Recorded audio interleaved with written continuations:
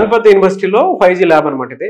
So next generation students ని దృష్టిలో పెట్టుకొని ఇదంతా డెవలప్ చేయడం జరుగుతుంది. మీరు ఇక్కడ చదివితేనే మీకు అర్థం అవుతుంది. Advanced technology centre for next generation networks అని. సో వీటికి సంబంధించినటువంటి రీసెర్చ్ అంటే ప్రాజెక్ట్ ఏదైతే ఉంటుందో ప్రాజెక్ట్ అంతా ఇక్కడే జరుగుతుంది అనమాట. చాలా యూనివర్సిటీస్ చూస్తూ ఉంటారు. బట్ 5Gకి సంబంధించినటువంటి వర్క్స్, ప్రాజెక్ట్స్, రీసెర్చ్ ఎక్కడైనా జరుగుతుంది అని అంటే మెయిన్ ఇక్కడే జరుగుతూ ఉంటుంది. మీకు ఇక్కడ పిక్చర్ కూడా కనిపిస్తుంది. ఒక్కొక్క దాంట్లో ఐటీ సర్వీసెస్ ఏమేమి ప్రొవైడ్ చేస్తారు, వాటికి సంబంధించింది ఏంటి అని. 5 IITs 200+ రీసెర్చర్స్ దీనికి సంబంధించినటువంటి ఒక మ్యాసివ్ ప్రాజెక్ట్ వర్క్ ని డెవలప్ చేస్తూ ఉన్నారు అనమాట. గణపతి యూనివర్సిటీలో VLSI డిపార్ట్మెంట్ ఇది. సో ప్రస్తుతం నేను ఈ ల్యాబ్ లో ఉన్నాను. చాలా మంది ఇక్కడ జాయిన్ అయినటువంటి స్టూడెంట్స్ కి ఈ ఇన్ఫో చిప్స్ లో డెఫినెట్ గా వాళ్ళు ఒక ట్రైనింగ్ కోర్స్ ఇప్పించి దాంతో పాటు నెలలా మీకు ఇంత వచ్చేలాగా ఆ ట్రైనింగ్ ప్రొవైడ్ చేస్తూ ఉంటారు. సో ఈ ల్యాబ్ చూస్తే మీకు ఒక విషయం అర్థం అవుతుంది ఇక్కడ ట్రైనింగ్ ఏ విధంగా ఉంటుంది అనేది. అంటే ఈ డిపార్ట్మెంట్ లో చేసినటువంటి వాళ్ళకి ఒక కారు కూడా వాళ్ళు డిజైన్ చేయడం జరిగింది. హ్యాండ్స్ ఆన్ ఎక్స్పీరియన్స్ ఉంటుంది. గణపతి యూనివర్సిటీలో ఇది ఇంక్యుబేషన్ హబ్ సెంటర్ అనమాట. మీ దగ్గర ఏదైనా ఇన్నోవేటివ్ ఐడియాస్ ఏదైనా ఉంది అని అంటే ఈ యూనివర్సిటీ మీకు సపోర్ట్ చేస్తుంది. గవర్నమెంట్ దగ్గర నుంచి 30 lakhs వరకు గ్రాంట్ ఇస్తుంది అండ్ 20 lakhs వరకు ఇక్కడ ఉండేటువంటి యూనివర్సిటీ కూడా సపోర్ట్ చేస్తుంది. ఆల్మోస్ట్ 120 కంపెనీస్ ఇక్కడ నుంచి పుట్టాయి అనమాట. ఎందుకంటే స్టూడెంట్స్ని ఆ విధంగా ఎంకరేజ్ చేస్తున్నారు కాబట్టే ఇక్కడ ఈ విధంగా ఉంది. సో మీ దగ్గర ఉండేటువంటి ఐడియా ఏది ఉన్నా సరే గొప్పగా ఉంటే ఇక్కడ మీకు అది ప్రాజెక్ట్ రిపోర్ట్ కిందకి ఇచ్చి, అంటే ఐడియా దేనికి ఉపయోగపడాలంటే సొసైటీకి బాగా ఉపయోగపడేటువంటి ఐడియా అయ్యి ఉండాలి, దేశానికి బాగా ఉపయోగపడేటువంటి ఐడియా అయ్యి ఉండాలి. సో అటువంటి ప్రాజెక్ట్ కనుక మీ పిల్లలు లేదంటే మీరు కనుక చేయగలిగితే డెఫినెట్గా ఈ యూనివర్సిటీ మిమ్మల్ని డబ్బులు ఇచ్చి మరీ సపోర్ట్ చేస్తుంది అనమాట. ఇందాక మనం మషిన్ లెర్నింగ్కి సంబంధించినటువంటి అంటే కోడింగ్ ఇలా ఉంటే సెన్సార్స్ ఎలా పనిచేస్తాయని చెప్పేసి మాట్లాడుకున్నాం కదా. ఇది 3Dకి సంబంధించినటువంటి టెక్నాలజీ అనమాట.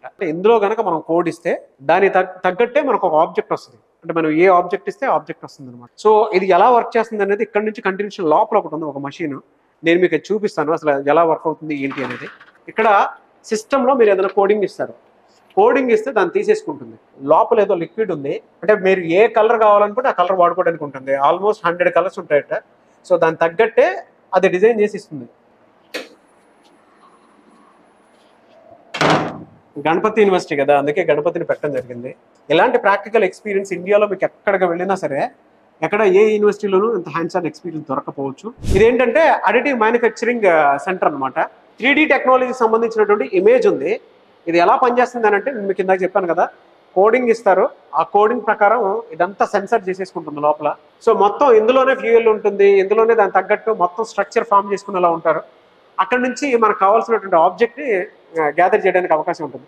నేను మీకు ఇందాక చూపించింది 100 వరకే, బట్ ఇది 1,00,000 వరకు కూడా మీకు ఏ విధంగా కావాలనుకున్నా కూడా ఆ విధంగా డిజైన్ తీసుకుని బయటికి రాగలుగుతుంది.